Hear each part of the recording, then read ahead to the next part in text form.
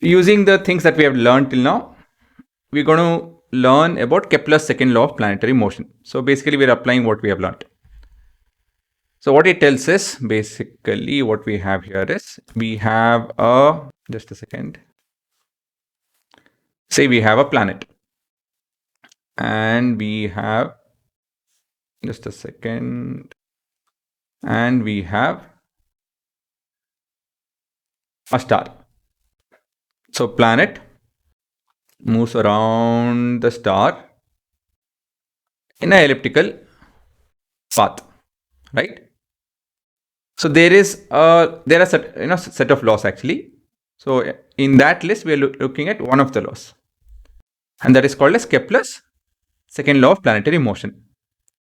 So the law, what the law is, I'll be stating it at the last. So we'll start with the proof. A planet that revolves around, actually everything revolves around. Planet revolves around the sun. A planet revolves around the sun under the influence of gravitational force. That is clear. This gravitational force acts towards the sun. Okay. That is, the force is purely radially inward. That is, if I happen to draw a gravitational force from connecting the planet to the star, the force is radially inward. So it is basically pulling it towards the star. So this is an important statement. That's why I'm going a bit slow. And the angular component of the force is 0. So basically there's no torque. Okay, please understand that there is no torque.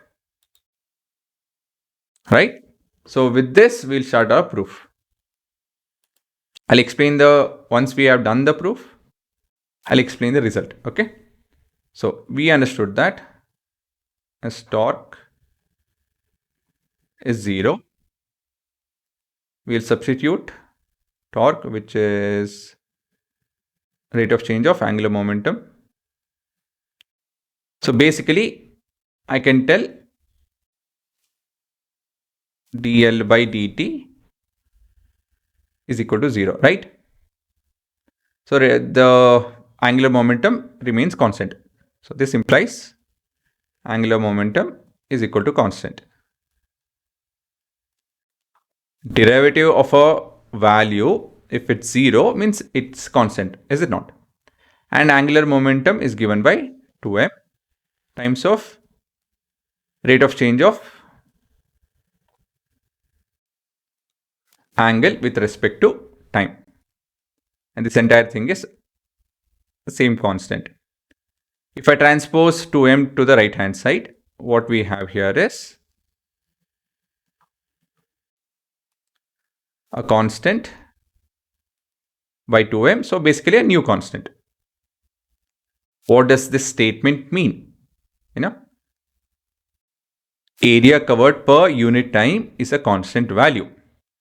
So for every, say, second or a minute or whatever time you guys want to take up, say this is not a minute, say few days, few Earth days, and the planet has moved, this is delta t. So within this time frame, it has moved and it's covering this amount of area. Okay. So I have a commonsensical question to you guys. Say I have the planets is over here.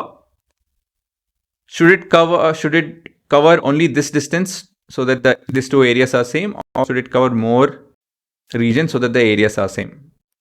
Think about these two being triangle. Imagine a triangle over here. Should the triangle base be a lot, or should it be same as this? Should this arc length be same as this is my question. So, okay, let me ask you this way.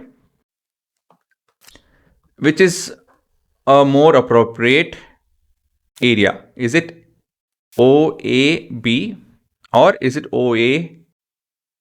Again, remember arc length C. OAC. Is this the area that will be equal to this area, or will it be OAB? Maybe not C, maybe a bit closer, but point is, yeah, which is more appropriate? What do you guys think? This, right? Because this length has to be, the arc length has to be more. Here the height is more. Okay, you have two triangles. One of the triangle's height is more while the base is small. The other triangle's height is less, so the base has to be more, so that they will have the same area. Do you guys agree? Is this commonsensical? Should this be the case? Now, think about it. The area here is the same as this. So this area, A1, the area covered, and the area covered over here. Okay, so this something happened over here. Yeah. The area covered over there and the area covered over there.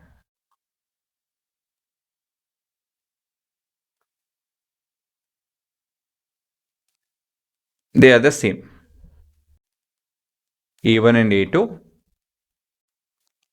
they are the same. So time should be what? Both the time should be same. As per this statement, if I'm covering the same area, time is same. What does it mean? You know, this small length and this big length is taking the same area, same time, sorry. So basically, let me, from figure, area of OQPO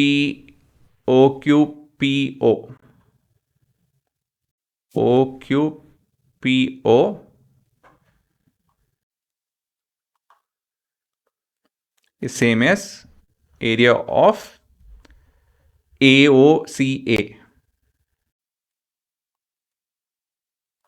right?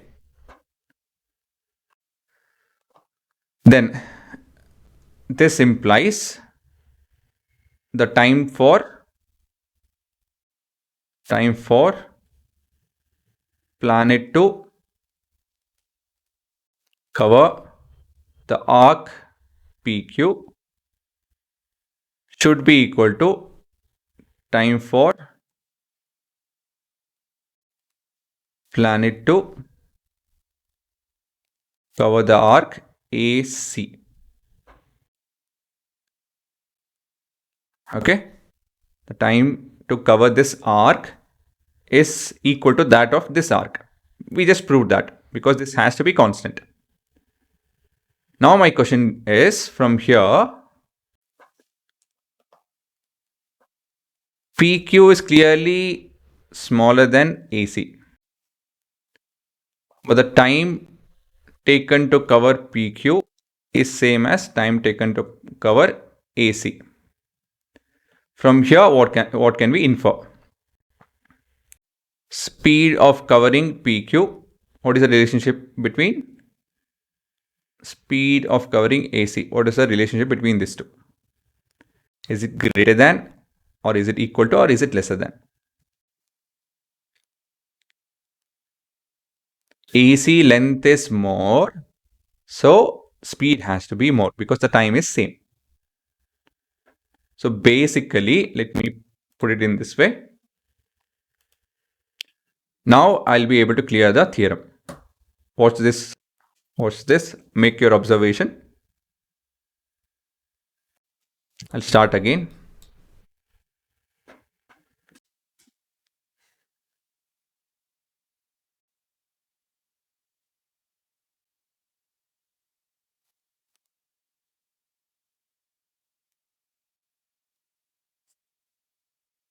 What do you observe?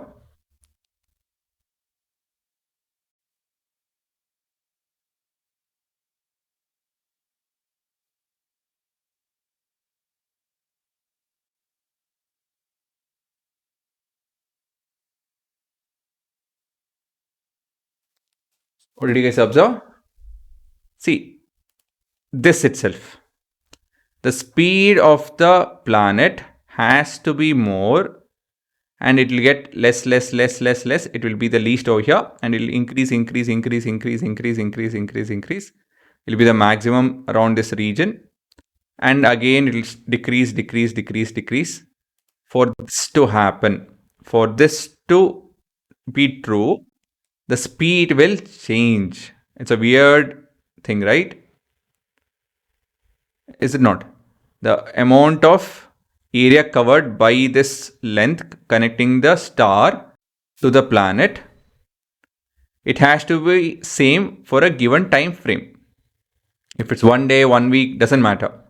For a given time frame, the area has to be same. For that to be true, the speed will vary. Okay, so as a conclusion, let me give you guys a statement. This means that the aerial velocity of a planet is constant, that we saw, that is this statement. And as an implication, this is Kepler's second law of planetary motion, which states that the line joining the planet to the sun sweeps out equal area in equal interval of time. Okay, so then we have this statement, right? So we'll be learning about this again in detail. I think I have made it in detail actually. I'll see if anything else is added to this over there. I don't remember honestly. For now, you guys can pause, have a look. The proof starts in this manner. And the proof is still here actually.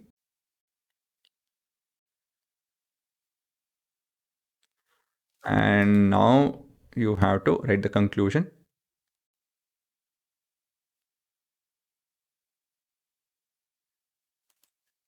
And then this is the implication actually. This is not part of the proof actually. This is an implication. Implication of that result actually.